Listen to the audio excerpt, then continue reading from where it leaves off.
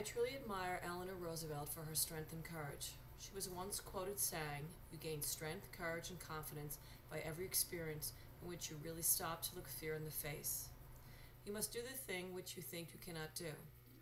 At her memorial service, Adlai Stevenson asked, "What other human being has touched and transformed the existence of so many?" Anna Eleanor Roosevelt, the niece of Theodore Roosevelt, was born October 11, 1884, in New York City. She was a shy child who grew up to be one of the most outspoken women in the White House. She became politically active by writing a newspaper column and drafting the UN Bill on Human Rights. She was born into a privilege of life, the daughter of Elliott Roosevelt and Anna Hall. When she was 8 years old, her mother died very suddenly of diphtheria, and 2 years later, her father, who had been confined to a sanitarium, died of alcoholism. So she was orphaned by the time she was 10 years old.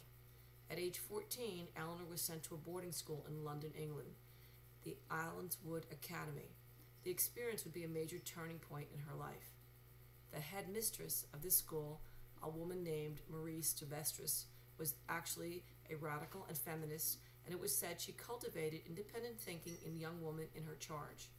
She wasn't educating these girls to go off and get married. She was educating them to be leaders. In 1902, Eleanor met her father's fifth cousin, a young Harvard student named Franklin Delano Roosevelt. The couple married on March 17, 1905, in New York City.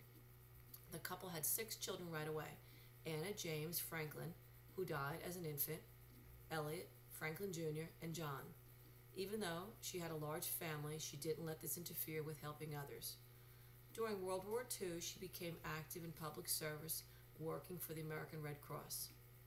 After her husband was diagnosed with polio in 1921, Eleanor stepped forward to help Franklin and encouraged him to continue with his political career. When Franklin became president in 1933, Eleanor dramatically changed the role of First Lady. During that time Eleanor served as First Lady, most women found themselves within the walls of their homes. Only 25% of women worked outside the home. The vast majority of women were unpaid homemakers. Eleanor used her weight in the media as a way to connect with the women who found themselves in domestic isolation. With this in mind, Eleanor used 3 mediums to keep in touch with her female followers. She used the press conference, a daily newspaper column entitled My Day, and magazine articles. These 3 means opened up the communication into a two-way channel.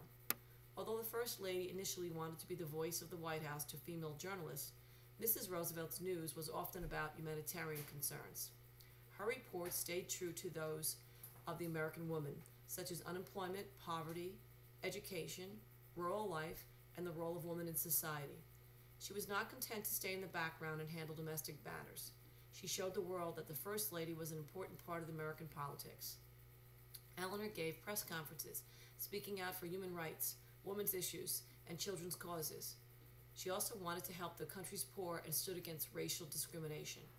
During World War II, Eleanor supported the war effort and traveled abroad to visit U.S. troops.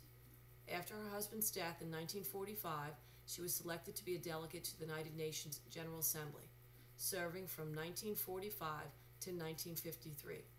She also became the chair of the UN's Human Rights Commission.